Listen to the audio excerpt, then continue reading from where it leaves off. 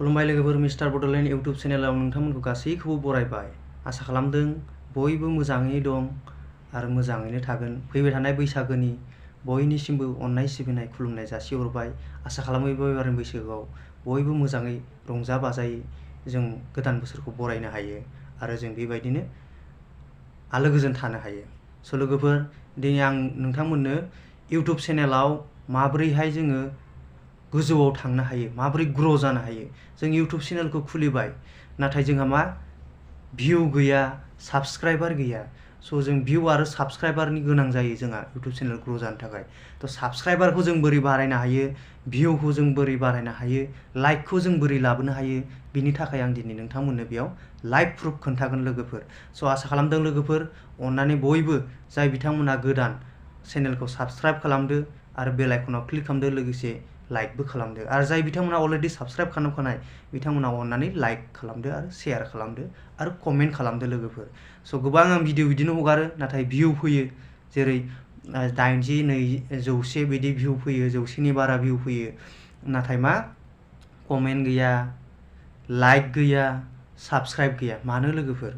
नोंथांमोना भिडिअखौ नायदोंबा अननानै प्लिज साबस्क्राइब खालामदो चेनेलखौ आरो बेल आइकनाव क्लिक खालामदो। नोंथांनि मोनसे साबस्क्राइबारजों नैबे फंबायनि चेनेला ग्र' जागोन। स' आसा खालामदों नोंथांमोना अननानै आंनि चेनेलखौ सापर्ट खालामो जाहाथे आं नोंथांमोना आरो बेनिफ्राय साबसिन मोजां आइडियाफोर होनो हायो। स' नोंथांनि मोनसे साबस्क्राइबारानो आंनि मोनसे स्टेप गोजौ गाखोनायनि। स' नोंथाङा साबस्क्राइब खालामनायाव जेबो थाखा नाङा, जेबो खालामनाङा, जास्ट क्लिकल' खालामनांगौ। स' बेनिखायनो प्लिज अननानै चेनेलखौ साबस्क्राइब खालामदो आरो लाइकबो खालामदो, हायोबा शेयार आरो कमेन्ट खालाम अननानै प्लिज। स' आसा खालामो दिनैनि बे भिडिअनि गेजेरजों नोंथांमोना जिथु डाउट दं, जिथु जोंहा मोनसे गोसोआव दुब सानबाय थायो जे आंनि चेनेला माला ग्र' जागोन, आंनि चेनेलाव मानो भिउ फैया, बै माखासे साननायखौ दिनैनि बे भिडिअनि गेजेरजों जेंना जेंसिखौ होखारनाय जागोन।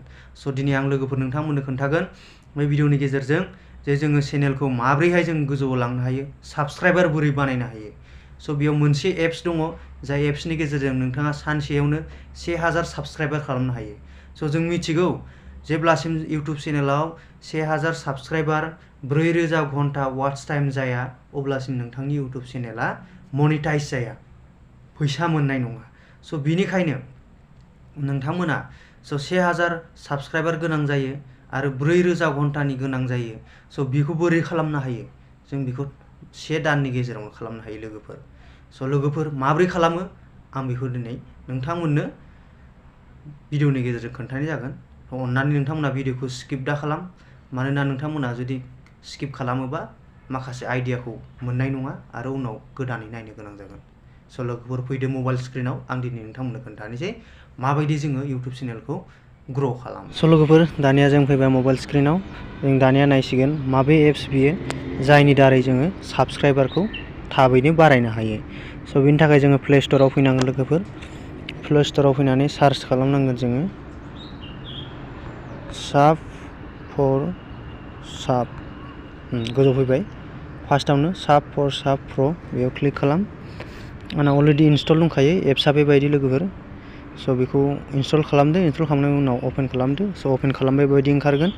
दा बेयाव नोंथाङा बबे इमेल आइडिजों एकाउन्ट खुलिदों, इउट्यूब एकाउन्ट दङ, बै इमेल आइडिखौ बेयाव होनांगोन। स' आं गोजौनि आंनि दङ रनजित बसुमतारी। स' आं बेजों लगइन खालामगोन। स' आं लगइन खालामबाय। स' लोगोफोर लगइन खालामनाय लोगो लोगोनो फैबाय, फटकबो फैबाय, अलरेडि आंनि एकाउन्टआ लगइन जाबाय। स' लोगोफोर बेयाव मोनसे खामानि मावनांगोन लोगोफोर। स' बेयाव लिरनाय दं नै केम्पिं खालामनायाव मा नै बेयाव गेट मर फलोवार फर इउर चेनेल।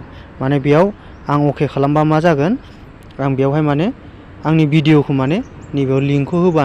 स' बेयाव आंनि भिडिअनि लिंकखौ नांगोन। जों लिंकखौ बहा मोनगोन?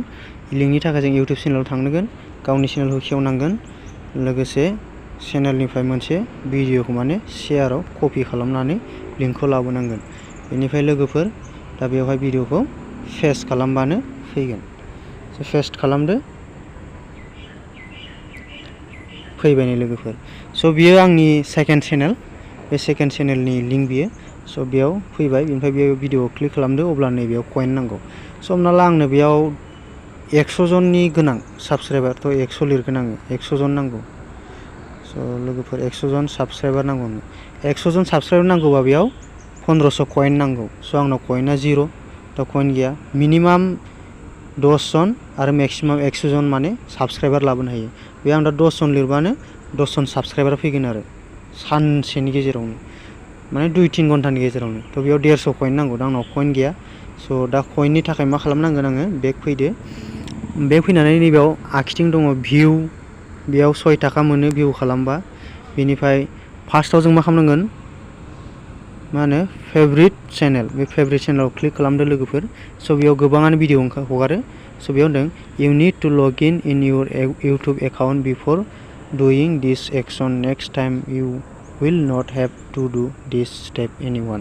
बेखौ लगइन खालामनांगोन आं लोगोफोर। आं लगइन खालामसै। लोगोफोर इउटुब चेनेला गेवबाय आंना, लगइन जाबाय। दाना बेगाव थांफिनदो। मिस्टार डन गेमिं, बे आंनि सेकेन्ड चेनेल। फार्स्ट चेनेलाव अलरेडि खालामखानायखाय देखायनो हायासै, आं सेकेन्ड चेनेलाव देखायनोसै। दाना जों मा खालामनांगोन, बेखौ खुलिनानै माय फेभरेट चेनेलाव आं जेरै लगइन खालामदों नोंथांमोनाबो लगइन खालामनांगोन। ओमफ्राय भिडिअखौ प्ले खालामनांगोन बेयाव। प्ले खालामनानै बेयावहाय सेकेन्ड होदों। बे भिडिअखौ नायनांगोन नोंथाङा। बेयाव सेकेन्ड खारगासिनो नै, बे सेकेन्ड सिबां भिडिअखौ नायनांगोन। भिडिअखौ नायनानैल' जानाय नङा, बेयाव साबस्क्राइबबो खालामनांगोन। साबस्क्राइब खालामबासो नोंथाङा बेयाव कइन मोनगोन, माने 15 कइन। बेयाव नै भिडिअआ जोब्बाबो बे सेकेन्ड थांजासिम जों नेनांगोन। 52 सेकेन्ड 51 सेकेन्ड दङ लोगोफोर। दसे सम नोंथाङा बाहायनांगोन आरो। नोंथाङा मोनसे 15 कइन खामायनो थाखाय 73 सेकेन्ड नेनांगोन आरो। बेजों लोगोसे बिनि चेनेला भिउबो जाबाय, साबस्क्राइबबो जाबाय। नोंथाङाबो बिदिनो खालामनो हागोन आरो। जों दसे नेनांगोन। लोगोफोर बे एप्सआ बहुत मोजां। आं प्रेक्टिकेलि गावनो खालामदों। आंनि एप्सआव आंबो बेबायदिनो बारायदों। दा नोंथांमोननो आं देखायगोन माबायदि खालामो। नायलांदो लोगोफोर। एसे दंबावो।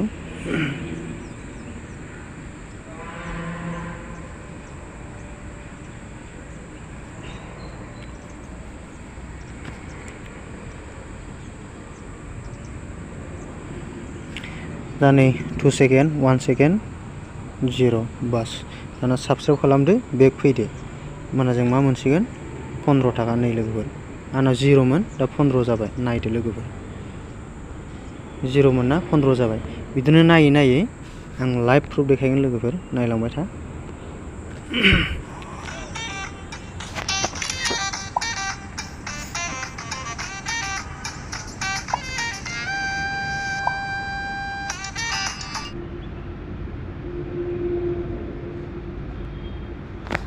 लोगोफोर आंनिया नै दायो 150 जाबाय।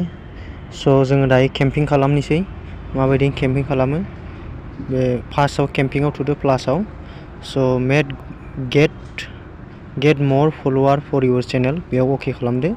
दा आं बे भिडिअखौ प्रमट खालामगोन। भिडिअ क्लिक खालामबाय।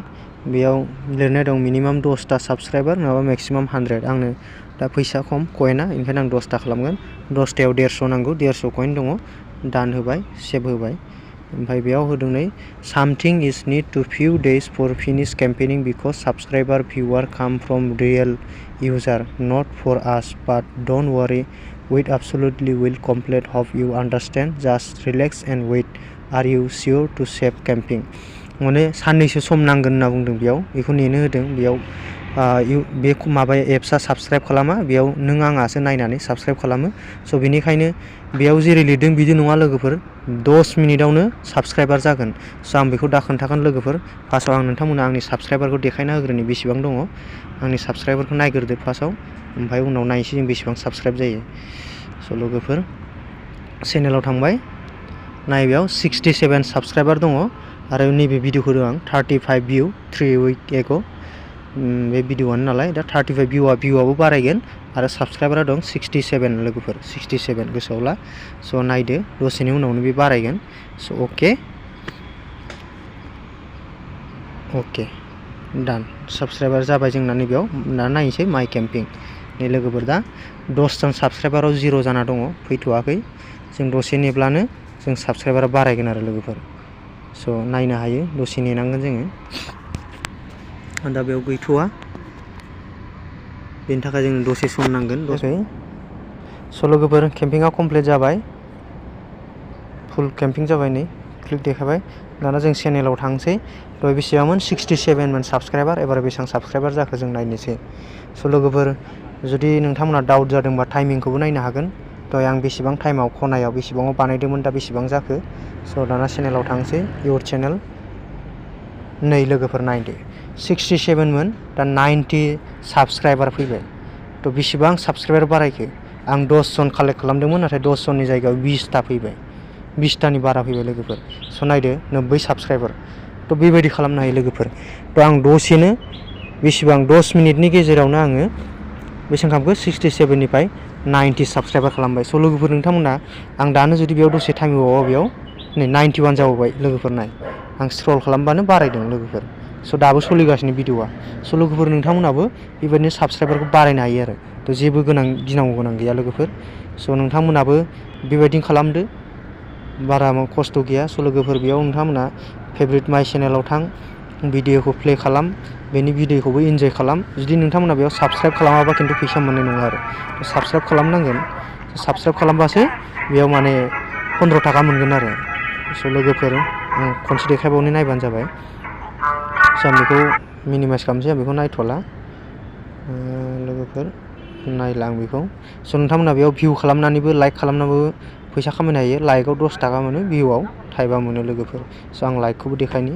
लाइकआ बेनो 60 सेकेन्ड, 1 मिनिट। बेयाव जेबो दाननो हाया लोगोफोर, बेखौ नायनांगोन। बेखौ नायनायनि उनाव नोंथाङा लाइक खालामबानो जाबाय भिडिअखौ। लाइक खालामदो, बेक खालामबानो 10 थाखा कइन्स मोनगोन आरो। स' बिदिनो नोंथाङा 150 कइन जाबाथाय 10 जन बायनो हायो। आं 10 जन बायदोंमोन, नाथाय 10 जननि बारा मोनबाय दायो। बेबायदिनो मोनगोन आरो नोंथाङा साबस्क्राइबारखौ। बे साबस्क्राइबाराव माखासे 2-3 माइनास जालांनो हागौ, अब्लाबो नोंथांनाव रियेल साबस्क्राइबारा थालांगोन आरो। स' नोंथाङा सानसेयाव बिदिनो नोंथाङा जुदि सानसेयाव 6 घन्टा 5 घन्टा जुदि बिदि खालामोबा, नोंथाङा 10 दिनावनो 1000 साबस्क्राइबार खालामनो हायो आरो। स' जेबो प्रब्लेम गैया, नोंथाङाबो खालामनो हायो। स' बेनि थाखाय नोंथाङा बेखौ ट्राइ खालामनो हायो। स' बे एप्सखौ नोंथाङा प्ले स्ट'रावबो मोनगोन, आरो नोंथाङा गोनां जायोबा आं डिसक्रिपसनावबो होगोन, डिसक्रिपसननिफ्रायबो डाइरेक्ट डाउनलड खालामनो हागोन। स' लोगोफोर नायदो, बेयावबो मोनगोन जोङो 10 कइन। स' फैबाय, आं बेयाव लाइक खालामबाय, नै बेक खालामदो, 10 कइन नै लोगोफोर। बेबायदिनो आरो।